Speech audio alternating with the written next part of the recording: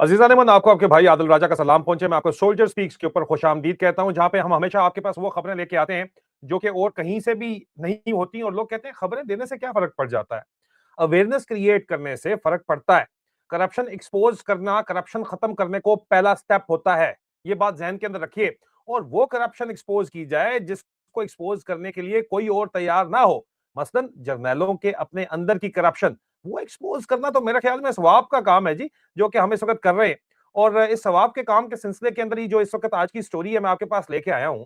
इस वक्त बावसूख जराए से कंफर्म हमें पता चला है कि पिछले हफ्ते, अब लोग सवाल करते हैं कि यार बाकी जर्नैल आसिम मुनीर तो जहनी मरीज हो गया, बाकी जर्नैल क्यों इतने पागल हुए हैं कि इसकी सारी बातें सुनते जा रहे हैं।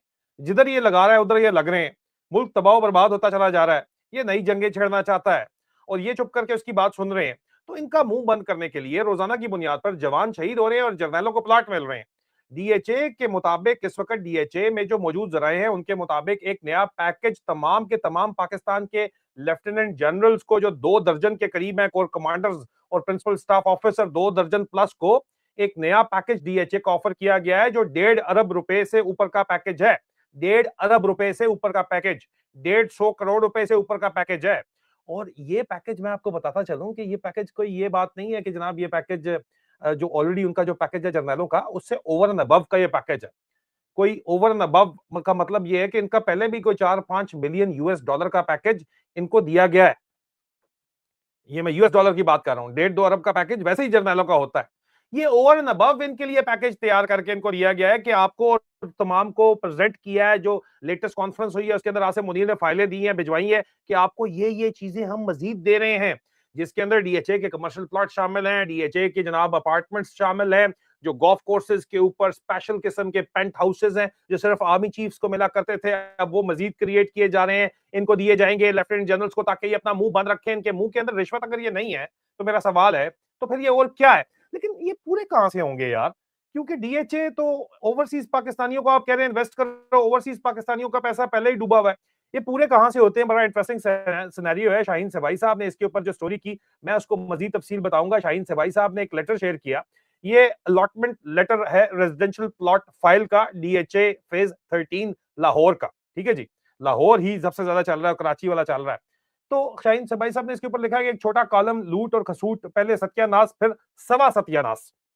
ये डीएचए वाले भी कितने मासूम हैं, या सबको मासूम मतलब उल्लू का पट्टा समझते हैं। मिलजुल कर कैसे लूटते हैं और फिर बड़े प्रधान भी बनते हैं। लाहौर में डीएचए 13 का ऐलान किया, हजारों लोगों से कोई 50 से 60 अरब रुपए हथिया लिए।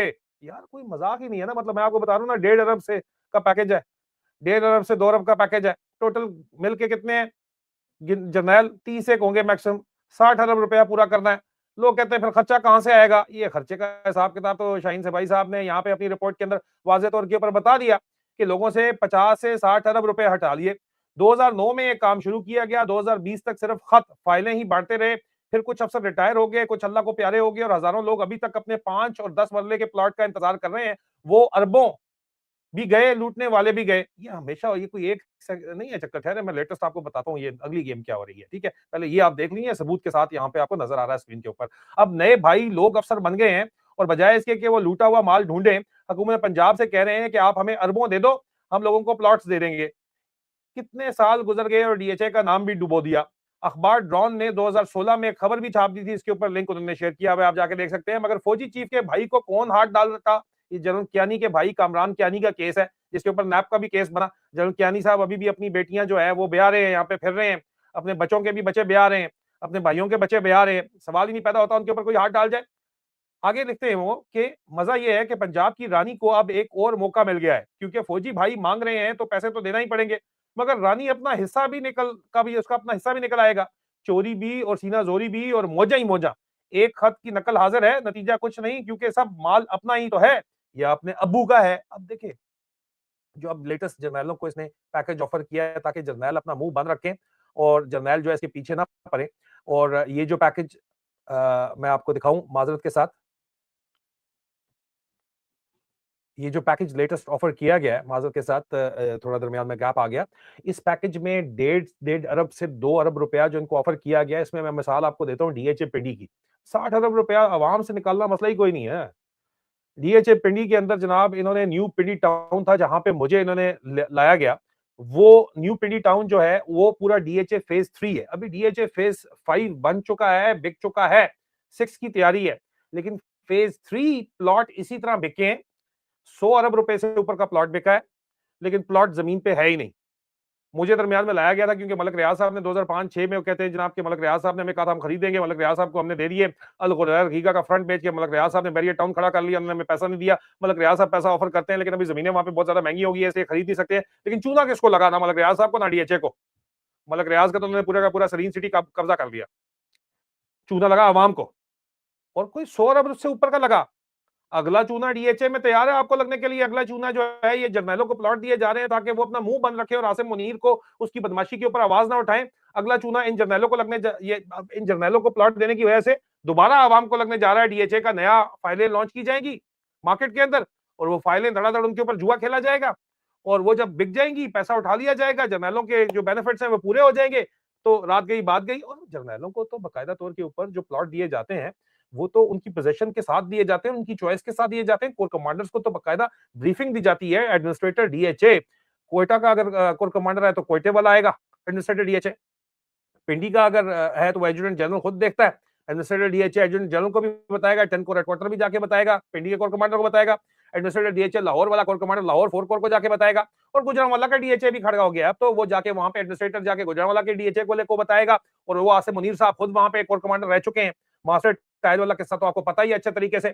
मतलब आप रोते हैं पुलिस की करप्शन, तो भावलपुर के अंदर डीएचए शुरू है, वहां का एडमिनिस्ट्रेटर मुल्तान के कोर कमांडर को मुल्तान का डीएचए बताएगा, भावलपुर का कोर कमांडर भावलपुर के कोर कमांडर को बताएगा, कराची का एडमिनिस्ट्रेटर डीएचए जाके जनाब कराची के कोर कमांडर को बताएगा। और उनकी मर्जी के प्लॉट्स के ऑप्शन, कॉर्नर प्लॉट्स, कमर्शियल उनको दिए जाते हैं।